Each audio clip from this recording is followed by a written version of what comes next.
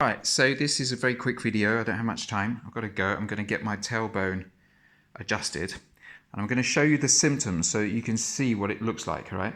This is me with my torso straight, trying to get my torso parallel to these lines that you can see on the floor and parallel to the wall that's in front of me, all right? But as you can see, my feet are not straight. This one is, but this one definitely isn't, and that is because my hip bone cannot move, and that my hip bone cannot move because my tailbone is in a position that won't allow it to move. Now, if I put both my feet straight and I relax my torso, what happens is this, and now I feel okay, and my torso is twisted to, I don't know, 10 degrees or something, and the feet are straight.